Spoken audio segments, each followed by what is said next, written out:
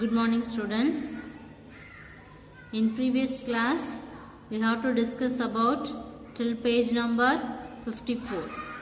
Today, let us start the next topic. The topic is model of elasticity. So already we have to discuss about elasticity and plasticity. And now, model of elasticity. What do you mean by model of elasticity? So already you know that elasticity. So based on Hooke's law. Hooke's law is stress is proportional to strain. This is the Hooke's law. The Hooke's law based பண்ணி models of elasticity na என்ன? So first stress by strain. So stress by strain is equal to A. A means that is constant. The unit of models of elasticity is Newton meter minus 2 and the dimensional formula for ml minus 1 t minus 2 and another unit is Pascal.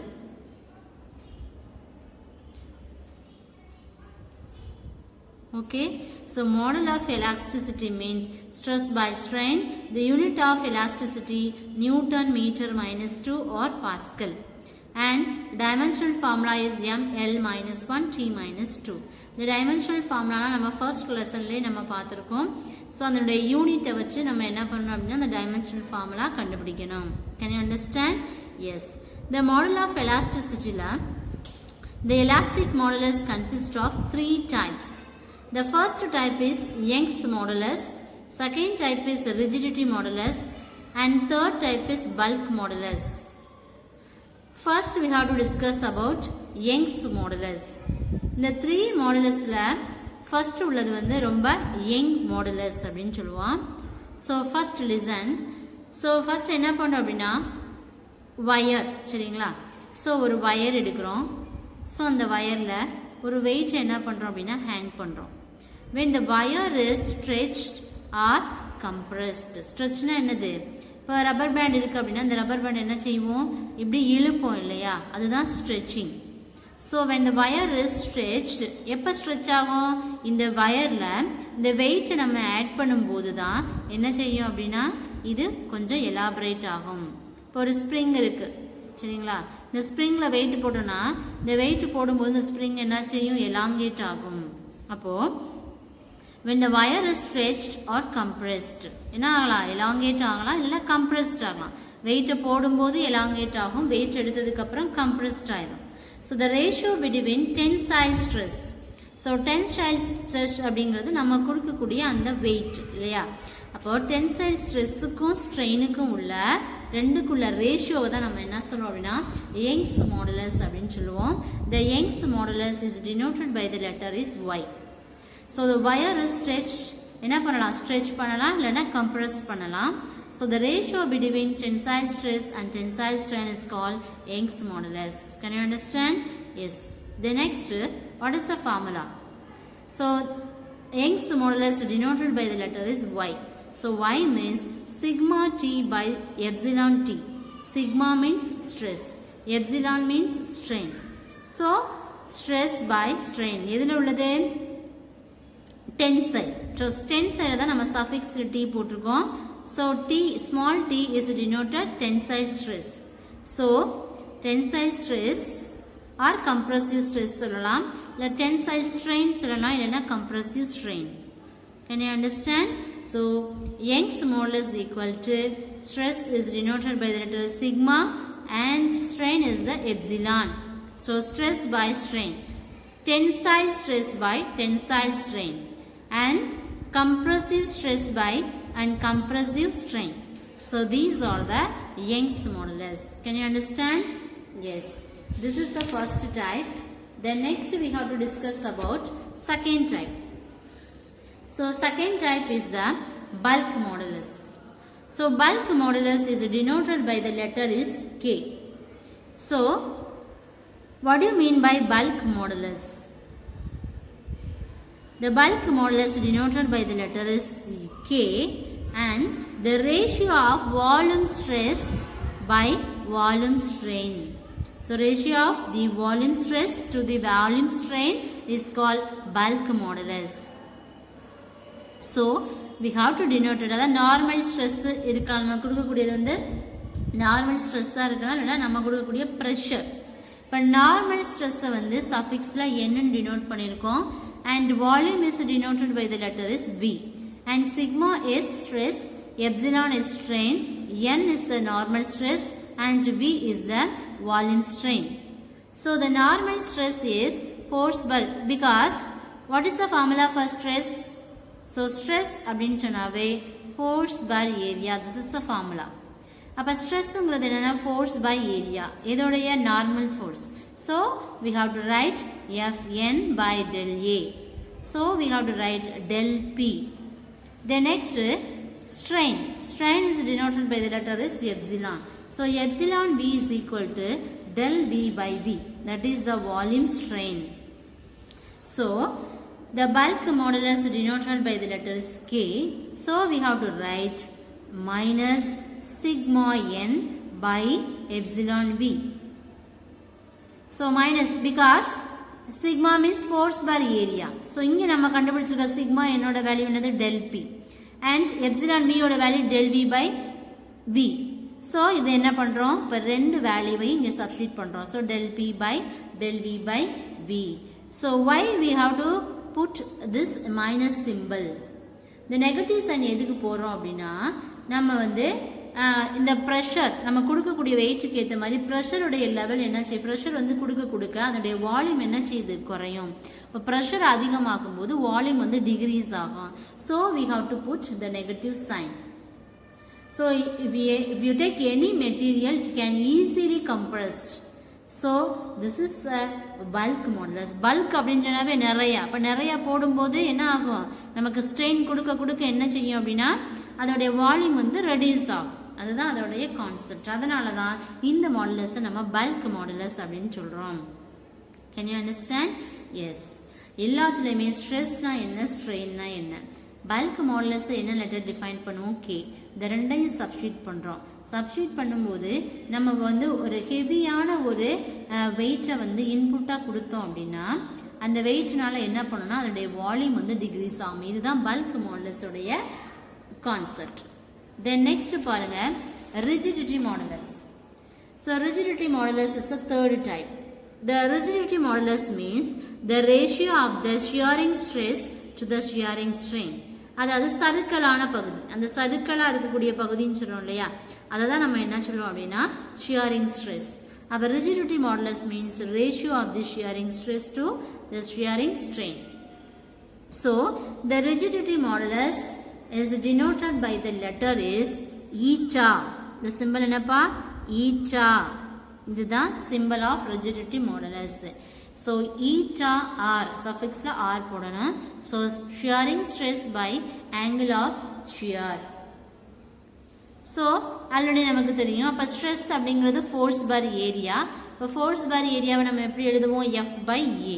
இங்கே பார்த்தீங்க அப்படின்னா அதனுடைய area வந்து என்ன செய்யும், volume வந்து அது மாறும் இல்லையா, ஏரியா மாறும். So we have to write sigma s equal to FT by del A. So strain, அப்போ ஸ்ட்ரெயின் ஷியரிங் ஸ்ட்ரெயின் எப்படி இருக்கும் அப்படின்னா அப்போ ரெண்டுக்குள்ள டிஃப்ரென்ஸ். ஸோ இது வரும்போது நான் ஆல்ரெடி உங்களுக்கு ஒரு டயக்ராம் காமிச்சு எக்ஸ்பிளைன் பண்ணேன் இல்லைங்களா. இந்த ஷியரிங் ஸ்ட்ரெஸ்னு வந்தாவே இந்த டயக்ராம் உங்களுக்கு வரணும். இதில் பார்த்தீங்க அப்படின்னா அதோடைய டிஸ்டன்ஸ், இதோட டிஸ்டன்ஸை நம்ம எப்படி வச்சுருக்கோம், ஹெச் அப்படின்னு வச்சுருக்கோம். இதோட டிஸ்டன்ஸ் எக்ஸ்ன்னு வச்சுருக்கோம்.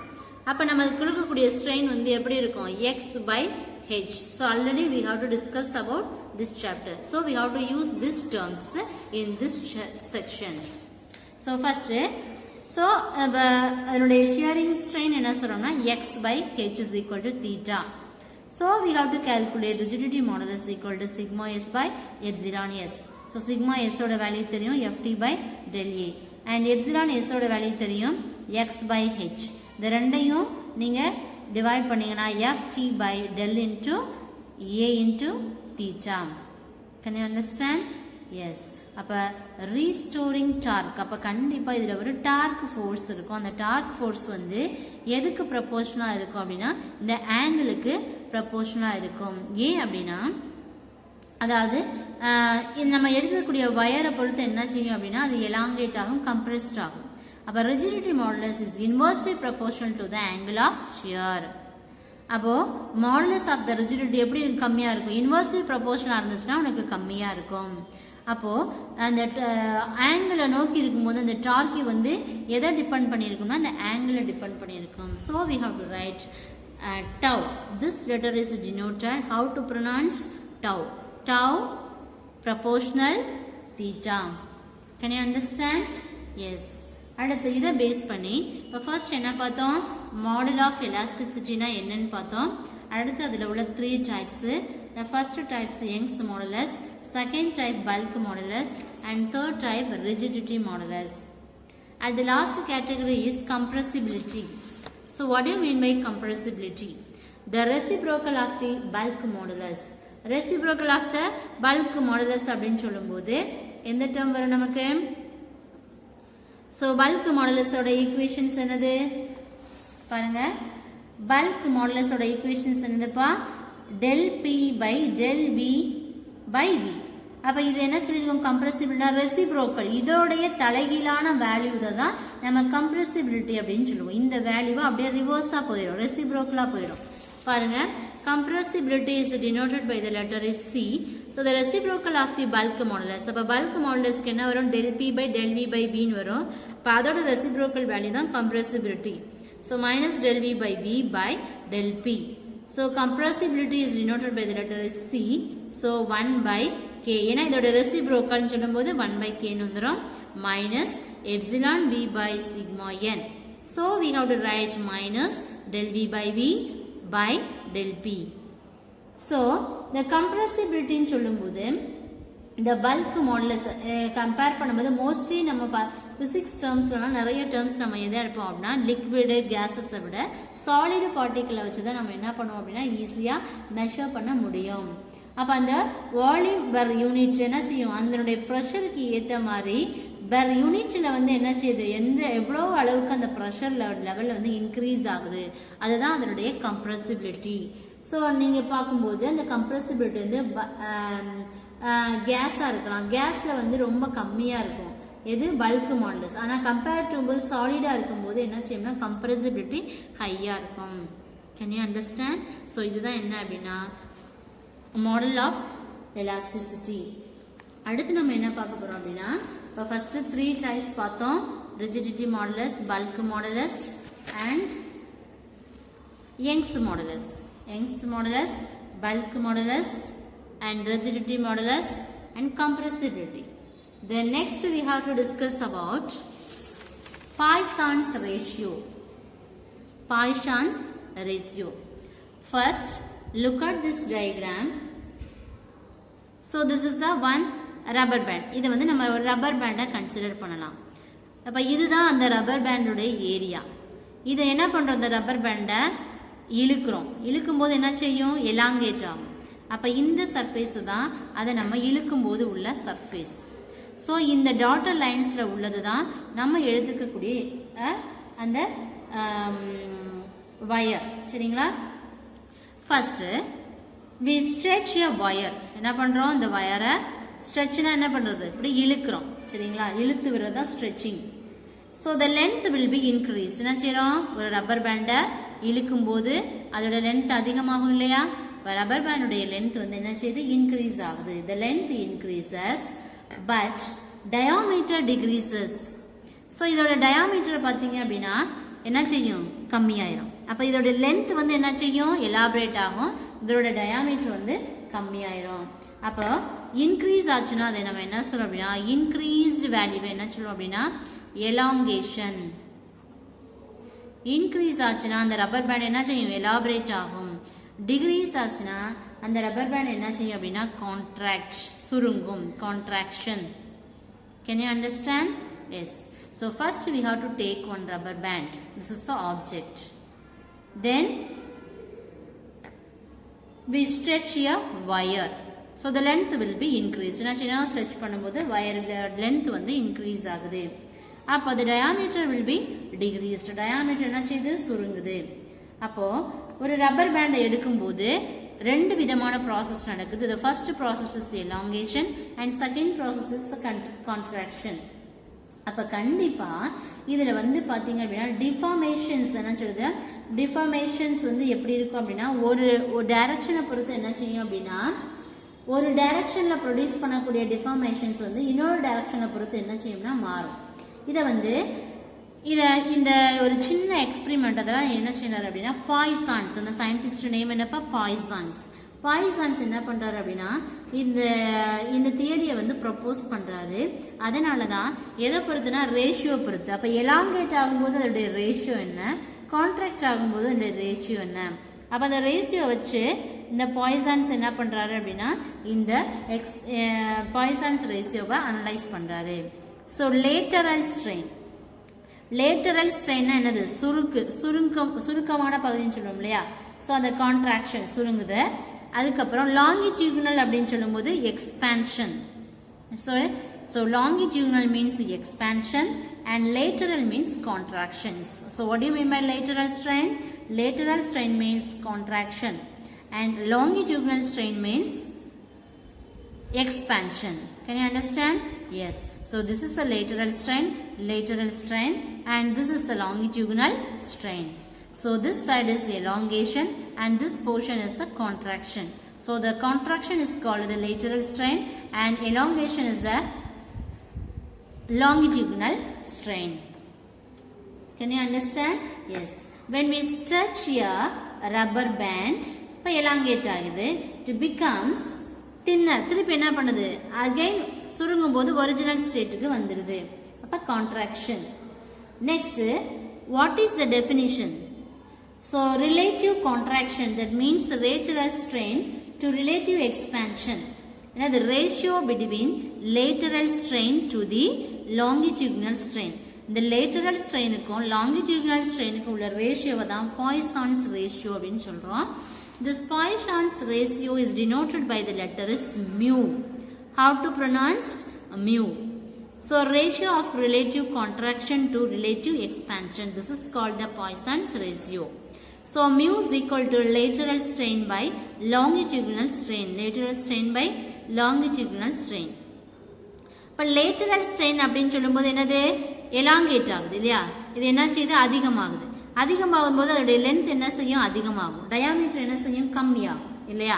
ஸோ ஃபார் எக்ஸாம்பிள் பார்த்தோம் அப்படின்னா இப்போ ஃபர்ஸ்ட் இது ஒரு ஒரிஜினல் பொசிஷன் இல்லையா.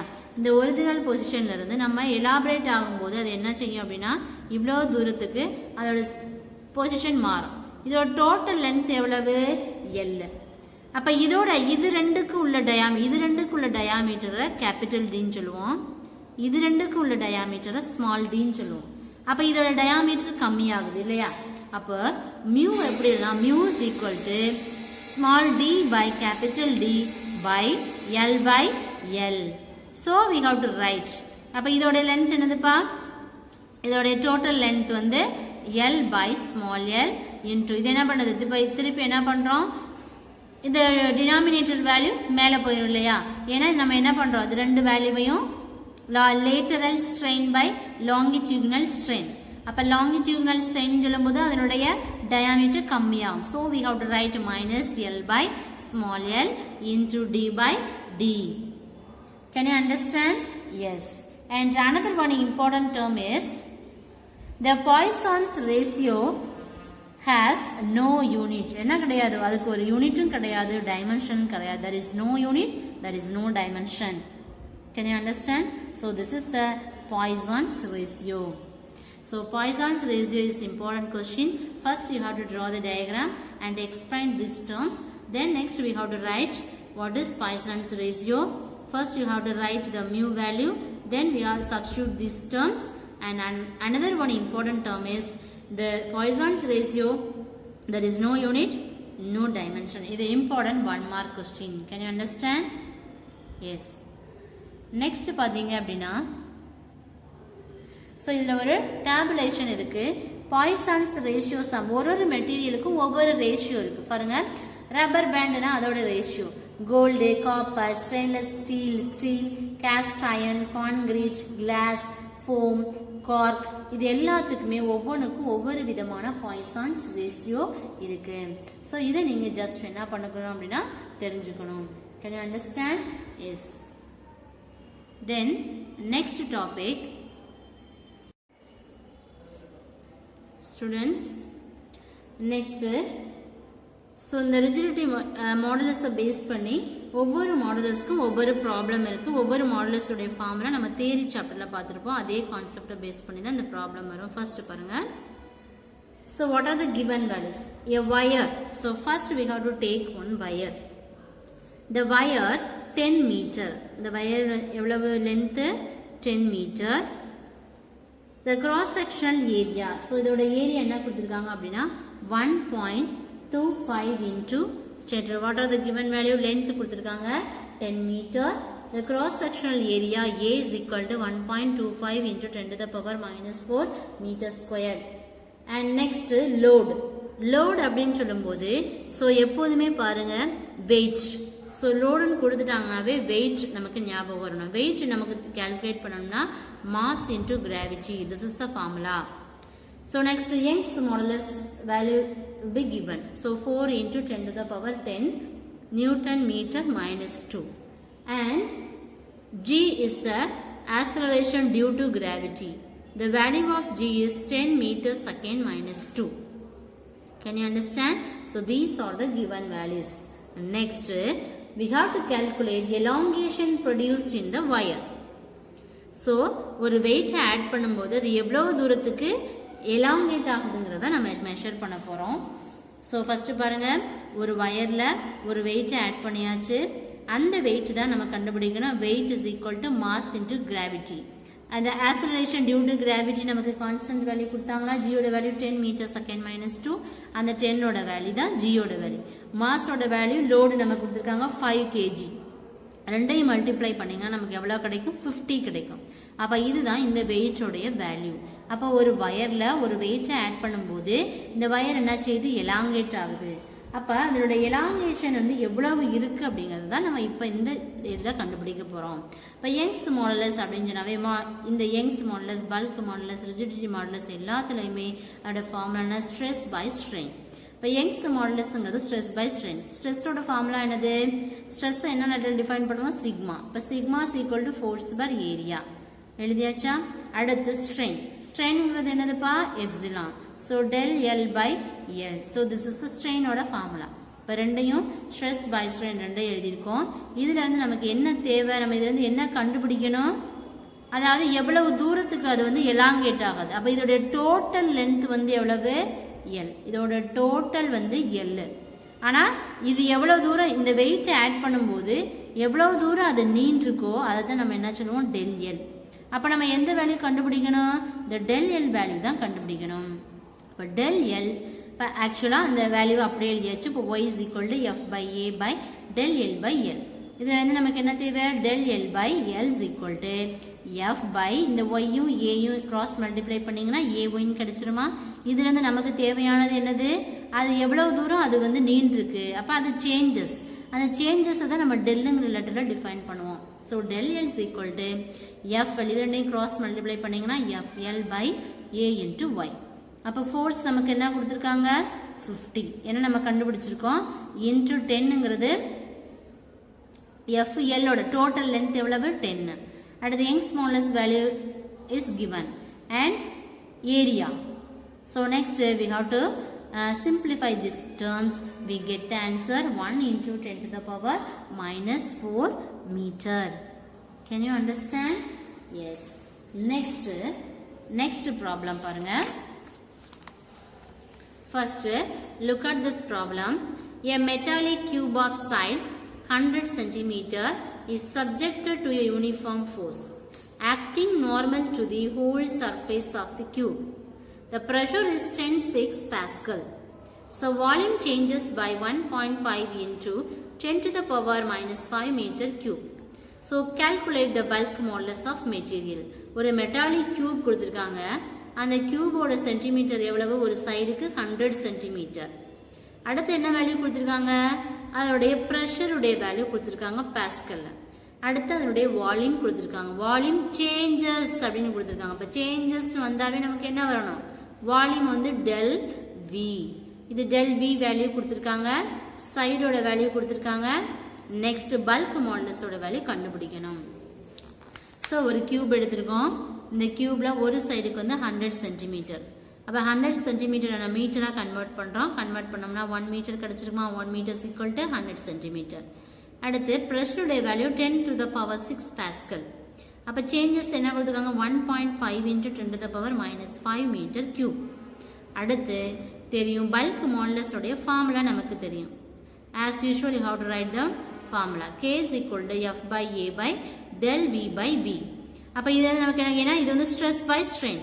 ஸ்ட்ரெஸ்ஸோட ஃபார்முலா, ஸ்ட்ரெயினோட ஃபார்முலா. அப்போ நமக்கு என்ன கொடுத்துருக்காங்க? Pressure.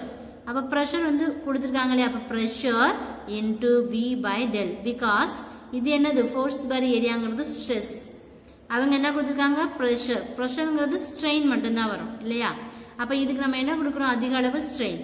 So pressure into V by del V. Pressure value is given and V value is given and del V. We have to substitute these terms. We get the answer 6.67 into 10 to the power 10 Newton per meter square. Can you understand? Yes. So directa என்ன modulus கேட்டிருக்காங்களோ அந்த மாடுலஸோடைய ஃபார்முலாவை right பண்ணி என்னென்ன values கொடுத்துருக்காங்களோ அதை substitute பண்ணீங்கன்னா உங்களுக்கு answer கிடைக்கும். நெக்ஸ்ட் பாருங்க, இந்த யங்ஸ் மாடுலஸ்ல பாத்தீங்கன்னா ஒரு டேபுலேஷன் இருக்கும். ஸ்டீல்னு சொல்லும்போது அதோட கோஎஃபிஷியன்ட் ஒவ்வொன்றுக்கும் கொடுத்துருப்பாங்க. ஒரு மெட்டீரியலுக்கும் steel, aluminium, copper, iron, glass. அப்போ ஒவ்வொன்றுக்கும் யங்ஸ் மாடுலஸ் எவ்வளவு இருக்கும்? பல்க் மாடுலஸ் எப்படி இருக்கும்? ஷியரிங், அதாவது பல்க்னா அதிகமான ஃபோர்ஸ் கொடுக்கும்போது எவ்வளவு? இது எல்லாமே கான்ஸ்டன்ட் ரேஷியோ. சரியா? அடுத்து பாருங்க, next problem 7.4. A metal cube side is 0.20 meter is subjected to shearing force 4000 Newton. The top surface is displaced through 0.50 centimeter with respect to the bottom. Top surface வந்து எவ்வளவு? And bottom surface also displaced 0.50 centimeter. இதிலிருந்து calculate the shear modulus of elasticity of the material. So first look at the diagram. ஒரு metal cube எடுத்திருக்கோம்.